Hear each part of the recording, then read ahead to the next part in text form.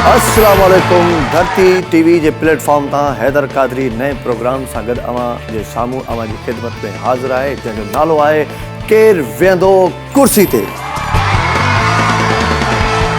तव्हां ही टे कुर्सियूं तव्हांखे नज़र ईंदियूं, वज़ीर आज़म, आम माण्हू ऐं कामोरो।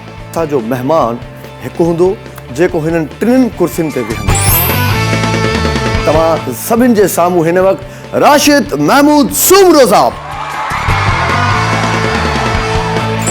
Sir have a seat please. मां कायतुल कुर्सी पढ़ी छॾियां। तव्हां वज़ीर आज़म राशिद महमूद सूमरो। वज़ीर आज़म, हा साईं, बिल्कुलु मूंखे कढी न छॾे साईं हाणे ई। बहैसियत वज़ीर आज़म जे तव्हांजी ज़िम्मेदारी इहा आहे त तव्हां उन्हनि कुर्सियुनि ते उन्हनि माण्हुनि खे विहारियो जेका उन टेक्निकल शोबे जा माण्हू हुजनि। जॾहिं खां इमरान ख़ान आयो आहे, चाइना तव्हां खां नाराज़ आहे, ईरान तव्हां खां नाराज़ आहे, सऊदी अरब तव्हां खां नाराज़ आहे, तुर्की तव्हां खां नाराज़ आहे, एतिरे ताईं जो मलेशिया जहिड़ो कमज़ोर मुल्क तव्हांजे PI जो जहाज़ रोकियो वेठो आहे। वज़ीर इत्तलात पाकिस्तान, तव्हां कंहिंखे बतौर सम्झो था त ही बहितर इंफॉर्मेशन मिनिस्टर साबित थी सघे। असलम गौरी इन करे कुझु नाला हिडन रहण दियो ताकि मां इम्तिहान में हुजां। मां वज़ीर आज़म थियुसि त जंहिं स्कूल में वज़ीर आज़म जो पुटु पढ़ंदो, ग़रीब जो पुटु बि उन स्कूल में पढ़ंदो। हिन वक़्तु जेके मौजूदा गवर्नर आहिनि उन्हनि मां तव्हां सेटिस्फाई न आहियो? हिन वक़्तु जेको वेठल आहे इहो त गाने जे बुनियाद ते आयो।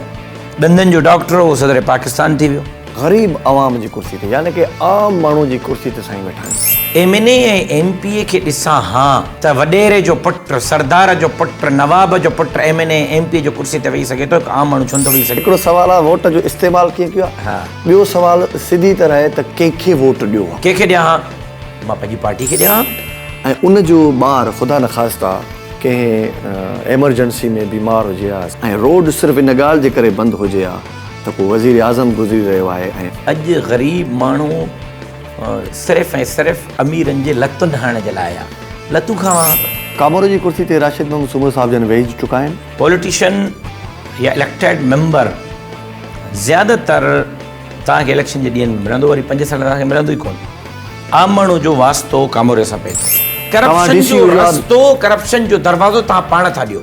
मतिलबु तव्हां चओ था त तव्हां कंहिंखां जॾहिं मां DC 5 करोड़ रुपया ॾेई करे DC लॻा हा त ज़ाहिर आहे मां उगाड़ी बि कयां हा। और तव्हां जेकॾहिं SP हुजो हा, जंहिं थाणे जे हद में वारदात थींदी FIR उन थाणे जे SHO ते लाउंच कयां। न उन्हनि कयो आहे या न कयो आहे, मां उन्हनि जो को इन्वेस्टिगेशन ऑफिसर न आहियां रहियो।